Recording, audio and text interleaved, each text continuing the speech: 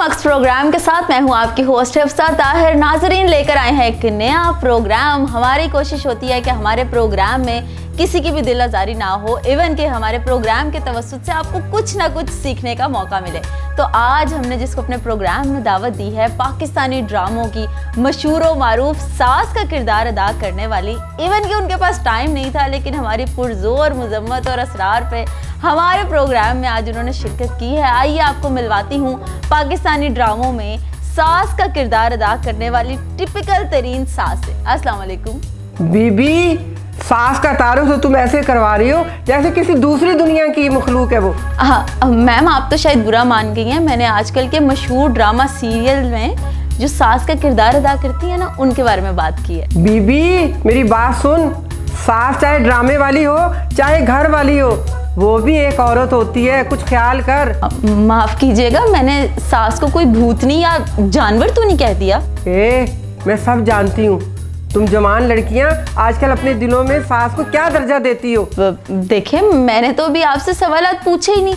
आप तो पहले से गुस्सा और दबदबा डालने की कोशिश कर रही हैं। अभी तुम्हें क्या पता, जब तुम्हारा पाला पड़ेगा ना तब पता चलेगा। तभी आज सास बनके अपना बदला बहू से ले रही हो। अरे इधर कौन है? किधर? मैंने उसे अभी आईने में देखा है। कमाल है, वैसे जो भी यहाँ आता है उसको इस आईने में कोई ना कोई दिखाई तो जरूर देता है। मुझे देखो, मैं तुम्हारा ही अक्स हूँ। वो मुझे फिर नजर आया है, वो देखो बातें भी करता है। मैम, मैं भी तो आपके साथ हूँ, मुझे तो इसमें कोई भी नहीं नजर आ रहा। तुम्हारे अलावा मुझे कोई दूसरा देख और सुन नहीं सकता। मुझे सब समझ आ रही है कि तुमने मेरी हमशक्ल को छुपा के मुझे जलील करने का प्लान बनाया हुआ है। अच्छा, इतना डर लग रहा है तुम्हें अपनी असली शख्सियत से? मैं सास हूँ और तुम जैसी बड़ी बड़ी तुर्रम खान बहुओं को मैंने आगे लगा दी है। ठहर जा, मैं देखती हूँ इसके पीछे कौन है। क्या कर रही हैं आप? क्या देख रही हैं? था कोई? पानी मिलेगा? जी, स्पॉट पानी ले आइएगा। Thank you. ये लें।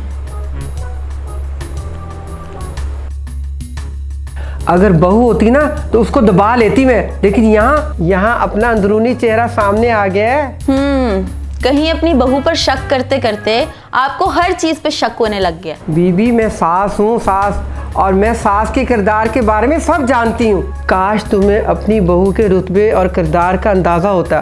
वो भी किसी की बेटी है। बेटी और बहू में बहुत फर्क होता है। वैसे मेरा ये सवाल तो नहीं है, मगर क्या फर्क है? फर्क ये है कि बेटी जो है वो माँ बाप की होती है और बहू वो सास की होती है। कभी भी बहू बेटी का दर्जा नहीं ले सकती।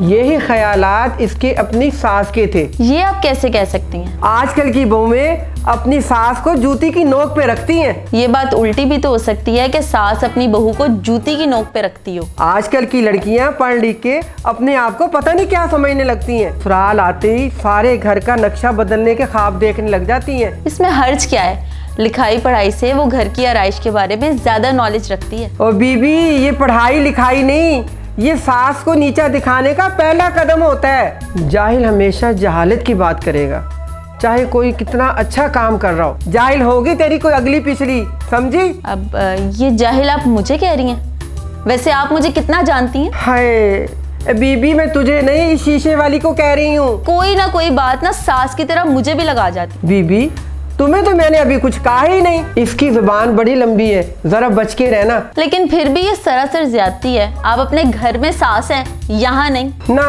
तुमने किसको बुलाया है? सास को ना? तो तुम्हारी तो सास ही नहीं है। मैम, जब मैं बहू बनूंगी तो सास भी आ जाएगी। पहले बेटी, फिर बहू, और फिर माँ, और फिर सास।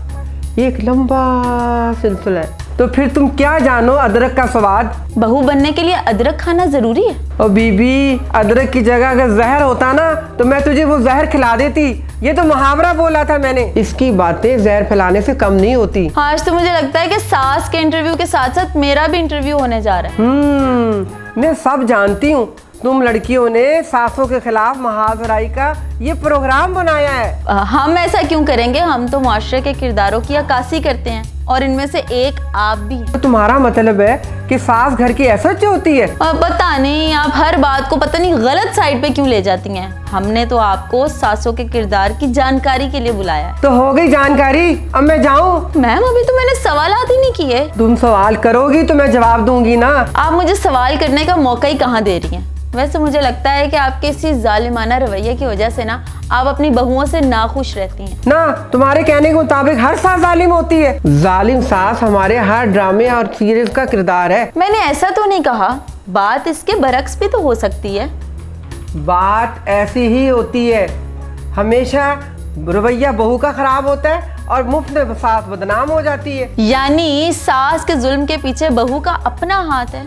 एक तो मुझे ये समझ नहीं आ रहा कि सास के साथ जुल्म का लफ्ज क्यों इस्तेमाल होता है। चले ऐसा करते हैं कि ये बात हम अपने नाजरीन पे छोड़ देते हैं। वैसे जो हमारे पास फीडबैक आया है उसके मुताबिक ज्यादातर जो लोग हैं ना वो सासों के रवैये की वजह से तंग हैं। जो सारा दिन ड्रामों में देखेंगे उनको वही तो नजर आएगा। तिया नाच जाए ऐसे राइटर्स का जो सास के किरदार को ऐसा दिखा रहे होते हैं जिसे बहू एक आंख नहीं भाती और सलूक के लिहाज से उसे जलाद बना के दिखा दिया। ये बात तो वैसे आपकी किसी हद तक दुरुस्त है।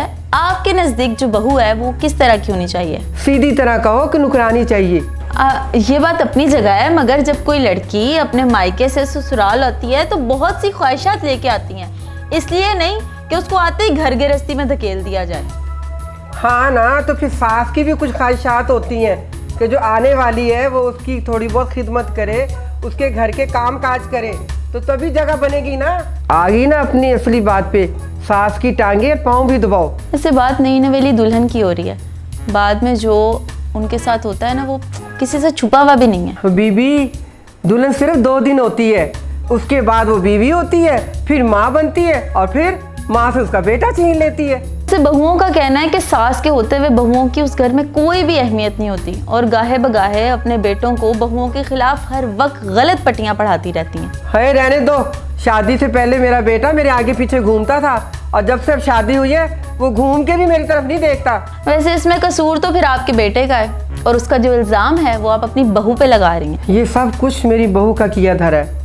वो मासूम तो कभी ऐसा था ही नहीं। असल में इसका माजी सामने आ जाता है, इसलिए घबरा जाती है। अगर आपने अपने बहू के साथ शुरू से प्यार वाला रवैया इख्तियार किया होता तो? लो, ये तो वही बात होगी, आ बैल मुझे मार, प्यार जिता के उसे अपने गले बांध लूं। बेचारी बहू हर वक्त इसके ताने बर्दाश्त करती है। तुम्हें बहुत हमदर्दी उससे। जाहिर है जब बहू के साथ ऐसा रवैया होगा तो हमदर्दी तो करूंगी ना। यक न शुद्ध दो शुद्ध, मैं बात इधर कर रही हूँ और जवाब ये दे रही है। मैं जानती हूँ कि आप मेरे साथ ही बात कर रही हैं। अच्छा है कि तुझे इस मनूस की बात नहीं सुनाई दे रही। अच्छा, अगर आपका रवैया अपनी बहू के साथ मुस्बत है तो फिर आपने बारी बारी अपने घर के तमाम नौकरों को नौकरी से फारिग क्यों कर दिया? तो क्या बहू को महारानी बनाकर ऐशो आराम के लिए घर लाया जाता है? घर के सारे कामकाज वो अपने हाथों से करेगी ना, तो फिर उसे एहसास होगा कि ये उसका घर है। ये सब कुछ इसने अपनी सास से सीखा है। वैसे ऐसा नौकरों के होते हुए भी तो हो सकता है ना? वो नौकर मैंने अपनी सहूलत के लिए रखे थे, बहू के लिए नहीं। अच्छा, तो क्या बहू अपने लिए नए नौकर तलाश करे? तो उसके हाथ पांव टूट गए हैं, अपने हाथों से काम करे ना, अपने लिए कुछ और दूसरों के लिए कुछ। ये होती है सास। आजकल की जो पढ़ी लिखी बहू है अपने हकूक के लिए हर तरह का कदम उठा सकती है और अगर उसके लिए कहीं ना कहीं बोलना पड़े तो बोल सकती है। बीबी, बोलने में और बदतमीजी करने में फर्क होता है। जब खुद बोलती है ना तो मुंह से फूल झड़ते हैं, सारी बदतमीजी की हदें पार कर जाती है। वैसे शादी के बाद जितनी भी पढ़ी लिखी बहुएं हैं ना वो कोई ना कोई नौकरी जरूर करती हैं और अपना जो शौहर है उसके कंधों का बोझ हल्का करती हैं और इसी बात को लेके जो हमारी आजकल की सासें हैं वो एक महाज खड़ा कर देती हैं। तो फिर ठीक है ना, शादीशुदा औरत का काम है घर गृहस्थी। हाँ, लड़की तो एक ही काम कर सकती है, जॉब या शादी। इस तरह तो उसकी सारी पढ़ाई और मेहनत जाया हो जाएगी।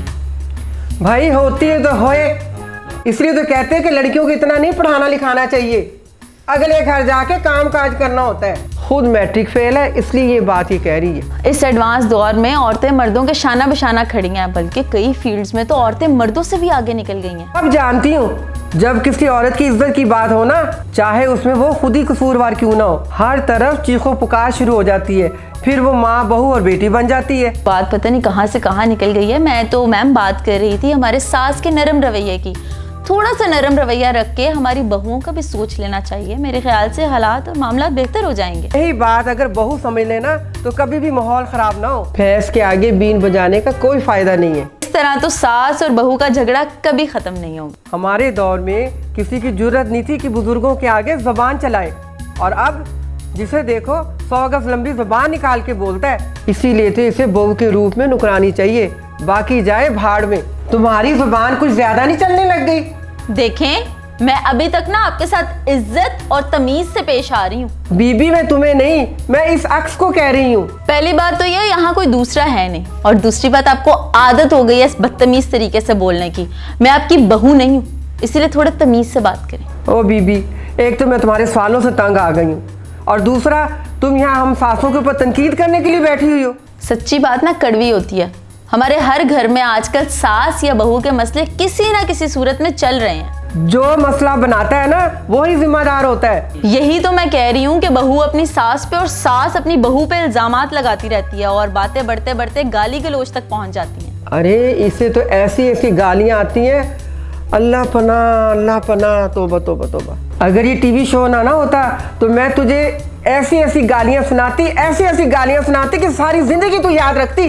अब आप गालियाँ निकालने पे उतर आएंगे, आपको शर्म आनी चाहिए। इस आईने ने मेरा दिमाग खराब कर दिया है। खराब को और क्या खराब करूं? आप इस शीशे को यहाँ से हटा दे, वरना आज अपनी बहू का गुस्सा मैं इस पे उतार दूंगी। अच्छा, ये मेरा आखिरी सवाल है कि अगर बहू आपके सामने हार मान ले तो आपका रवैया कैसा होगा? ओहो, मेरा रवैया ना पहले गलत था ना तब होगा। तो गोया बात वहीं की वहीं। जैसा सास का किरदार लिखा जाएगा ये वैसा ही अदा करेगी। अब लिखने वालों पे भी तो डिपेंड करता है ना कि वो कैसा लिखती है। तो नाजरीन, ये था हमारा आज का प्रोग्राम, और हमने आज आपको एक टिपिकल सास से मिलवाया, और इस मसले का जो हल है वो हम आप लोगों पे ही छोड़ते हैं। हमारे चैनल को लाइक, सब्सक्राइब और शेयर ज़रूर कीजिएगा, और हाँ, अपने फीडबैक से ज़रूर आगाह कीजिएगा। इस प्रोग्राम के साथ मुझे दीजिए इजाज़त। अल्लाह हाफ़िज़।